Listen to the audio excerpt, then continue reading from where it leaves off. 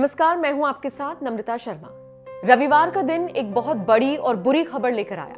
खबर दिग्गज गायिका लता मंगेशकर से जुड़ी हुई थी। स्वर कोकिला, स्वर साम्राज्ञी अब हमारे बीच नहीं रही। 92 साल की उम्र में लता मंगेशकर ने मुंबई के कैंडी ब्रीच अस्पताल में आखिरी सांसें ली और उसके बाद से ही पूरा देश गम के माहौल में डूबा हुआ है। जो तस्वीरें सामने आई, जिस तरीके से लोगों ने उन्हें श्रद्धांजलि दी, हर आमो खास उनकी याद में किस तरीके से डूबा हुआ नजर आया, उसकी एक एक अपडेट हमने आपको दी। और इसी कड़ी में अपर्णा यादव ने भी लता मंगेशकर को अपने अंदाज में याद किया। लगभग 1 से 1.5 मिनट का वीडियो है सोशल मीडिया प्लेटफॉर्म ट्विटर पर जो अपर्णा यादव ने शेयर किया है, जिसमें वो सारी चीजें बताती हुई नजर आ रही हैं। वो ये कहती हुई सुनाई दे रही हैं कि जो म्यूजिक इंडस्ट्री है, या ये कह लीजिए कि जो कला जगत है, वो लता मंगेशकर के जाने के बाद किस तरीके से सूना हो गया है। अपर्णा यादव ने 2 ट्वीट किए। सबसे पहले ट्वीट में वो लिखती हैं, deeply saddened by the news of Lata Mangeshkar ji's passing away. She enriched our lives for decades with her soulful voice. She leaves behind a huge legacy of songs which will be treasured for generations to come. May her soul rest in peace. Condolences to the family. Om Shanti.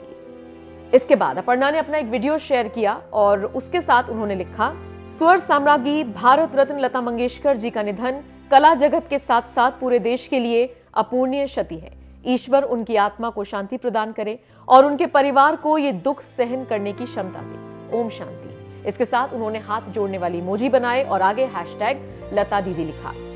आपको बताते चले, अपर्णा यादव खुद कई सालों तक शास्त्रीय संगीत की ट्रेनिंग ले चुकी हैं और बहुत अच्छा वो गाती हैं।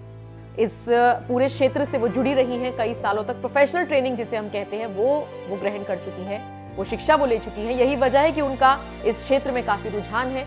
और ऐसे में लता मंगेशकर के जाने के बाद उन्होंने अपने तरीके से, अपने अंदाज में उनको याद किया, श्रद्धांजलि अर्पित की। पूरा वीडियो आप देखिए, अपर्णा यादव क्या कहती हुई नजर आ रही हैं।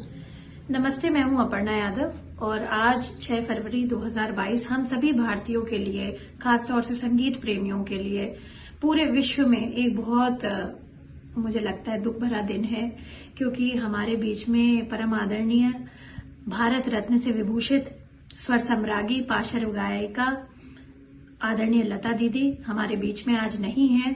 मैं संगीत प्रेमी हूं और बचपन से उनके गाने सुनती थी। बहुत ही प्रेरणादायक गाने रहते थे उनके, और हमेशा जो भी गीत उन्होंने गाए हैं उसमें हमेशा उस चीज का बहुत ध्यान रखा कि हिंदुस्तानी यानी भारतीय जो क्लासिकल म्यूजिक है, इंडियन क्लासिकल म्यूजिक, उसका वो समावेश कैसे कर सके बॉलीवुड सिंगिंग में।